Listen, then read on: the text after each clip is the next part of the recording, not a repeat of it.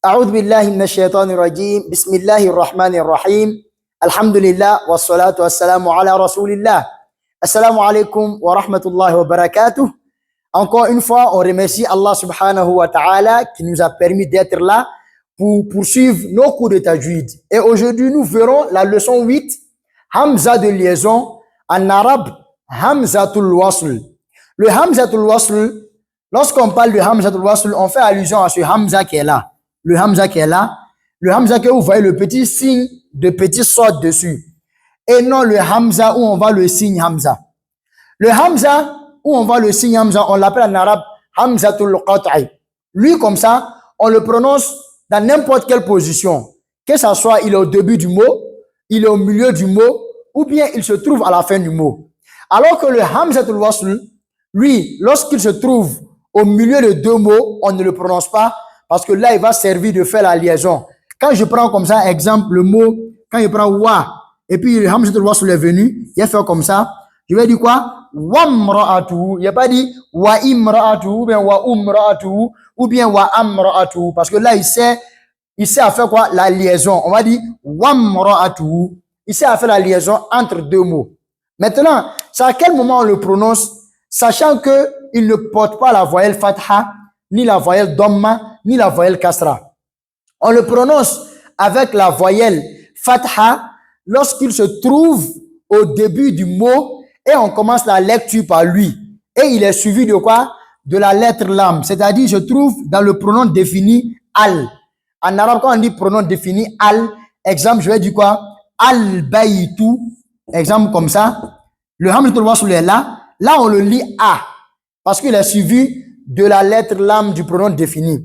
Al-baytu, al-masjidu, Allahu, alhamdulillahi rabbil alamin, ar-rahman. Partout où on commence la lecture par lui et il est suivi automatiquement de la lettre lam, là on le lit avec la voyelle brève fatha.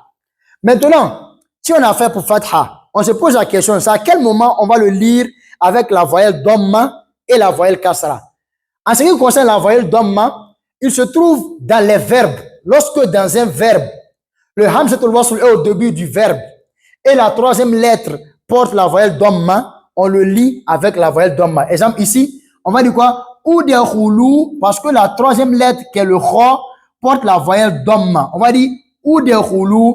Il y a plusieurs verbes comme ça où la troisième lettre porte dhamma et la première lettre c'est le Hamzatul Wasl, Hamza de liaison. Là on le lit ou. On va dire udkhulu, urkud, unzur. Tout ça c'est ou.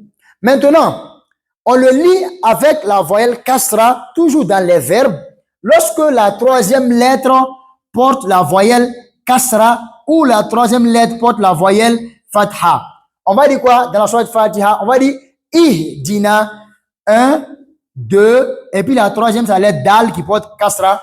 On va dire ihdina, on va pas dire ahadina ou bien uhdina.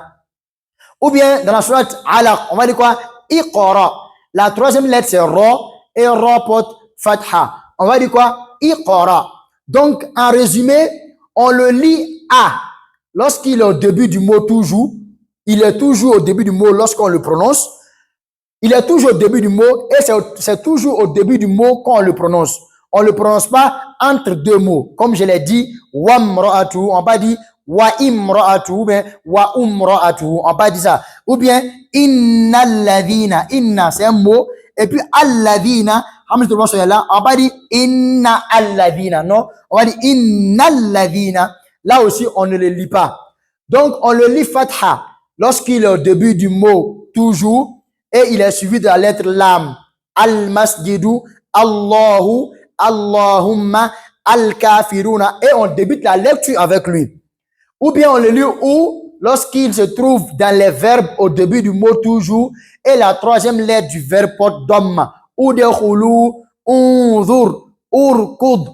Ou bien on le lit i lorsqu'il est toujours au début du mot et on commence par la lecture par lui dans les verbes toujours. On va dire quoi? Ihdina, iqra. C'est bon? Il y a aussi lorsqu'il est dans les dérivés, exemple comme le mot comme ça, istikbaran. On va dire quoi? Hamzatul Wasl est là et puis istik. La troisième lettre porte kasra. On va dire quoi? Istikbaran. On va pas dire astakbaran ou bien astuk ou bien ibetiroa. Hamzatul wasl est là. Ibeti. Le ti porte kasra. On va dire quoi? Ibetiroa. C'est bon, je pense que on va s'arrêter là. Et la prochaine leçon, Inch'Allah, on va citer des exceptions dans le Hamzatul Wasl. Et on va citer aussi, il y a des noms, il existe 7 noms dans lesquels le Hamzatul Wasl va se lire avec, Inch'Allah, la voyelle brève Kasra. Qu'Allah nous fasse profiter tous, qu'Allah soit satisfait de nous. Wassalamu alaikum wa rahmatullahi wa barakatuh.